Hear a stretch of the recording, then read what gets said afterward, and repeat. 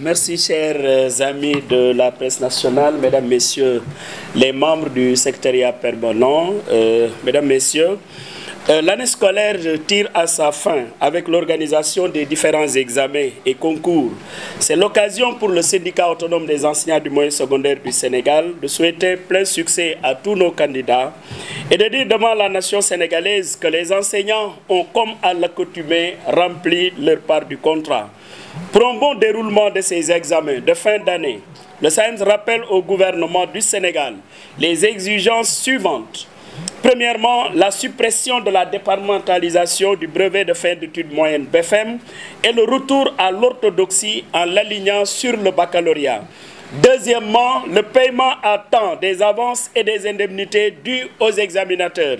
Troisièmement, la sécurisation de tout le processus dans un contexte où on note de plus en plus des cas d'agression à l'endroit du corps professoral. Nous le rappelons encore une fois de plus. L'année scolaire s'est déroulée sans perturbation majeure, malgré l'absence totale de dialogue entre l'État du Sénégal et les organisations du G7 pour lesquelles le protocole d'accord du 30 avril 2018 tarde à se matérialiser. Après avoir renouvelé notre disponibilité et notre considération aux enseignants du Sénégal qui continuent à faire confiance à notre organisation, la tournée nationale de cette année qui nous a conduits à Louga, à Saint-Louis, à Diourbel, à Matam, à Dakar, Sédhiou et Fatick le montre à suffisance. Nous exprimons sans ambiguïté notre ferme volonté à porter à bras le corps toutes les préoccupations de nos collègues pour une école de la réussite à travers la matérialisation des accords sans lesquels l'école ouvrira ses portes en octobre avec une lutte acharnée et sans concession des enseignants du Sénégal. C'est l'occasion pour le syndicat autonome des enseignants du moyen secondaire du Sénégal, mais de rappeler haut et fort notre détermination sans faille à exercer librement et sans condition notre droit syndical conformément à la constitution de notre pays. Est-il besoin de le rappeler? L'Assemblée nationale sénégalaise a examiné et adopté en séance plénière le vendredi 25 juin 2021 les projets de loi 10-2021 modifiant la loi 65-60 du 21 juillet 1965 portant code de procédure, portant code pénal et celui numéro 11-2021 modifiant la loi 65-61 du 21 juillet 1965 portant code de procédure pénale. En effet, l'examen des 10 projets de loi nous a permis de constater l'introduction dans notre code pénal de dispositions qui pourraient constituer des restrictions, des menaces et des entraves dans l'exercice de certains droits et libertés fondamentaux consacrés par des conventions ratifiées et par la Constitution de notre pays ainsi que les lois et règlements en vigueur. Il s'agit notamment de la liberté syndicale consacrée par la Convention C87 et C98 de l'OIT et l'article 8 de la Constitution du Sénégal, sans oublier bien entendu la loi 61-33 portant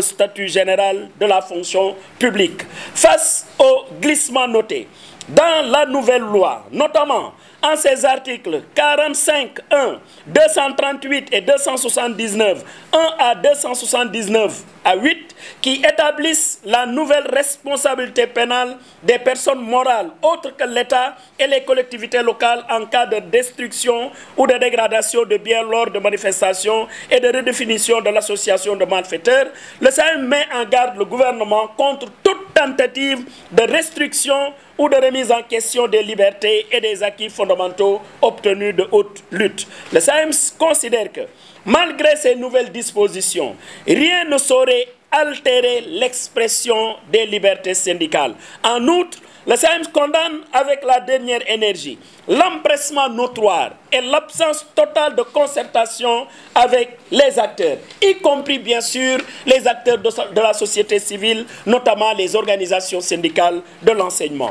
En effet, les autorités ont fait recours à une procédure d'urgence pour faire voter ce projet de loi, ce qui ne s'explique guère dans un contexte d'apaisement où des questions aussi importantes auraient pu faire l'objet d'échanges dans le cadre du dialogue national initiée par le gouvernement du Sénégal. En sus de ces questions hautement importantes relatives à notre mission d'alerte et de veille pour la préservation des libertés individuelles et collectives, nous condamnons avec véhémence le gel du monitoring des accords par le gouvernement du Sénégal en dépit des nombreuses interpellations par la partie syndicale. La conséquence directe de ce silence coupable du gouvernement est que les enseignants du Sénégal sont toujours en proie à des mots qui ont pour nom la persistance des lenteurs administratives dans le cadre de la gestion de leur carrière, le caractère inéquitable de la rémunération de l'enseignant dans la grille salariale de la fonction publique sénégalaise,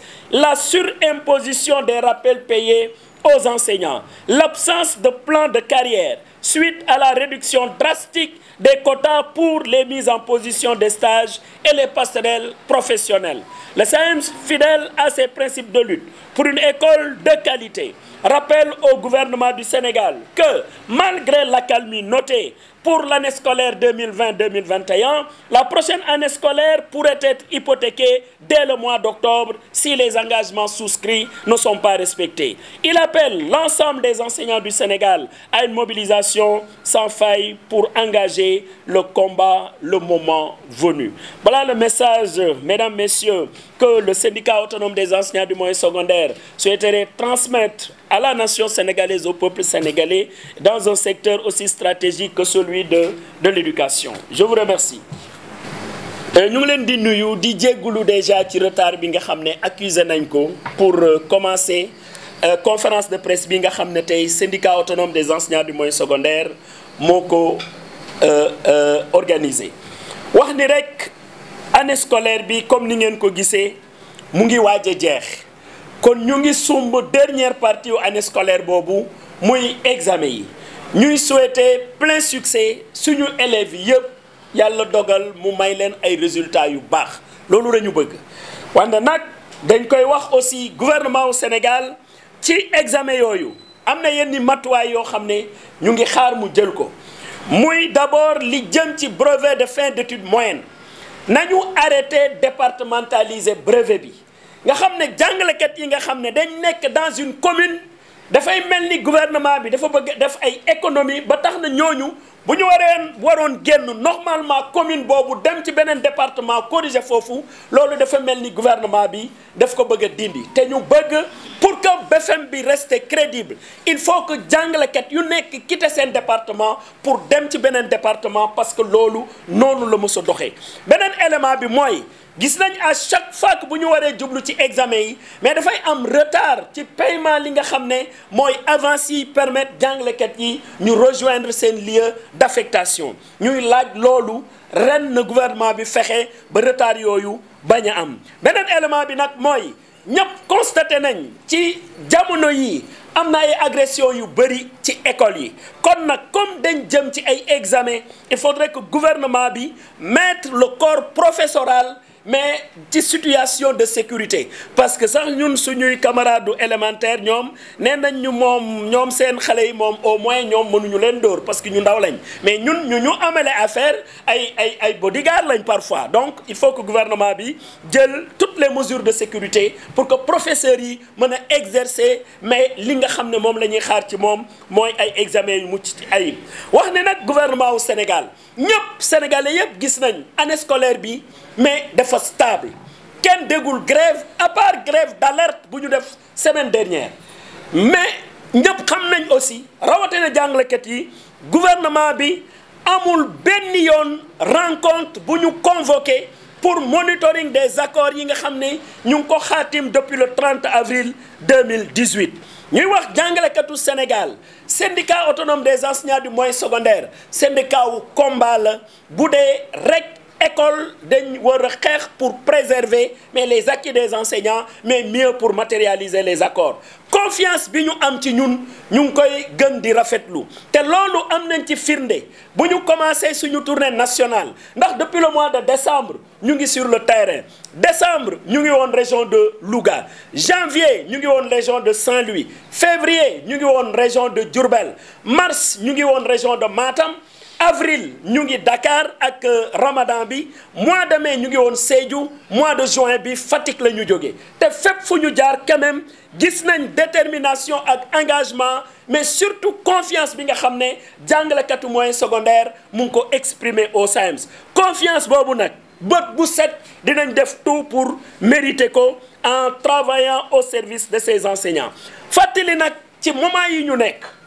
am na benn débat boo xam ne mu ngi lëmbe Sénégal muy modification yi nga xam ne gouvernement wu Sénégal laajte na ko pour que ñu introduire ko ci li nga xam ne mooy code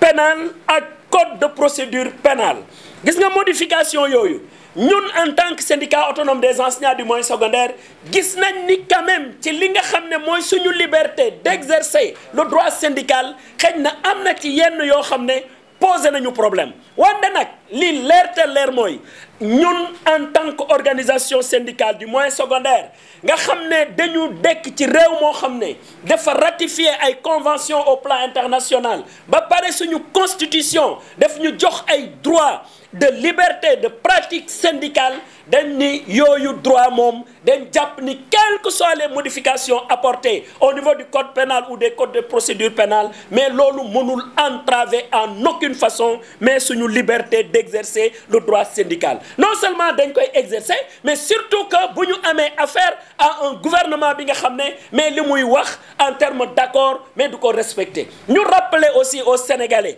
que jàngalekat yi amul benn yoon bu ñu mës a def benn manifestation am ku yore fa stylo wala même mu yore crayon bu mën a xosi kenn ñun nekkuñu des violents loolu moo tax ñu jàpp ni loi boobu même buñ ko voté en aucune façon concerne ñu et mënuñu empêcher mais ñu exercer suñu droit syndical waxaat rek bu dee question boobu amal nañu solo et ñu wax aussi bu ñu nekkee ci contexte bi nga xam ne mooy contexte d'apaisement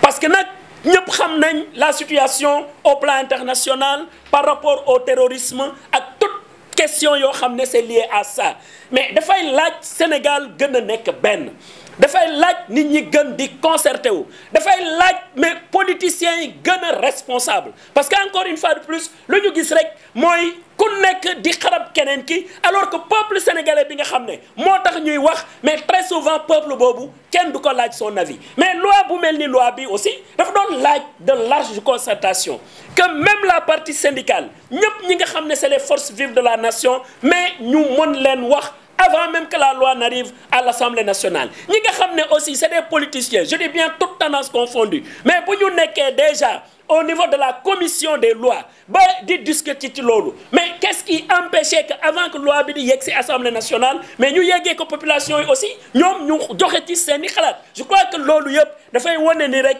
pour ñun syndicat autonome des enseignants du moyen secondaire tous les acteurs politiques je dis bien toutes tendances confondues mais gëdd gu ñu war a jox sénégalais yi mais gëdd googu manqué na trop wante nag encore une fois de plus en tant qu'organisation syndicale de l'éducation nous nous considérons en tout cas loi boobu mënuñu empêcher aucunement mais d'exercer notre droit syndical wax ni nag ci loolu il faut que ñu fàttali ko gouvernement wu Sénégal gis nga bu dee loi boobu amal nañu solo li ñu gën a amal solo mooy li nga xam ne mooy li ñu sonnal ñun jàngalekat yi muy lenteur administrative yi loolu li ñu def sali atelier wax ni avec l'ADIE mais mën nañu dématérialiser toutes les procédures au niveau de la fonction publique loolu la ñuy xaar ci gouvernement au Sénégal beneen élément bi mooy système mu payooru agent de la fonction publique inéquité bi nga xam ne dañ ko constaté te mu concerne jàngalekat yi il faut que gouvernement au Sénégal yeey yàbbi ci loolu li nga xam ne mooy les surimpositions ci rappel yu ñuy jox jàngalekat yi il faudrait que gouvernement bi wax ci loolu absence de carrière parce que li nga xam ne mooy passerelle professionnelle yi ak mise en position des stages yi nga xam ne loi moo ko consacré surtout la mise en position des stages quotas yi état bi di joxe mais c'est des quotas qui ne permettent pas à ce que question yooyu ñu dépasser leen le plus rapidement possible moo tax ñu wax ni bu dee année scolaire 2020 nekk na année bu stable na gouvernement bi profitoo des vacances rencontrer les organisations syndicales du G7 ñu régler les questions de l'éducation avant que ñuy dem à l'ouverture du mois d'octobre parce que loolu buñ ko deful le plus naturellement du monde dinañ ci xeex te ci xeex boobu aussi déjà yegguñ ci waaye ñu ngi woo jàngalekat yi yépp ñu jóg mobiliser wu parce que au mois d'octobre comme je l'ai dit bu dee gouvernement au Sénégal mais tekk tekkaaral bu mu nekkee moom la continuer mais école dafay ubbi ak des plans d'action loolu la ñu bëggoon partager tey ak la presse nationale de notre pays gërëm leen sant leen aussi joxaat leen la parole pour ñi nga xam ne dañ bëgg ay quelques clarifications ben on pourra apporter des réponses je vous remercie de votre aimable attention. Alors merci beaucoup merci monsieur Thiam pour cette question. Nous le rappelons encore une fois de plus par rapport aux modifications qui sont apportées sur le code pénal et le code de procédure pénale. Nous considérons, quelles que soient les modifications à apporter, ces modifications ne sauraient altérer mais nos libertés syndicales. Nous considérons encore une fois de plus, rien n'a changé par rapport à la lutte syndicale et nous n'accepterons qu'on nous oppose aucune loi pour pouvoir manifester demain lorsque nous le jugeons nécessaire. Et comme je l'ai dit encore une fois de plus, si le gouvernement ne va pas dans le cadre du règlement définitif du protocole d'accord qui nous lie, mais dès le mois d'octobre, nous serons sur le terrain à travers des manifestations. Qu'on nous dise que voilà un code pénal changé ou quoi que ce soit, n'empêchera aucunement aux syndicats autonomes des enseignants du moyen secondaire, mais d'exercer ce droit constitutionnel et consacré par les conventions internationales, lesquelles conventions, mais bien sûr, concernent très bien le Sénégal parce que notre pays les a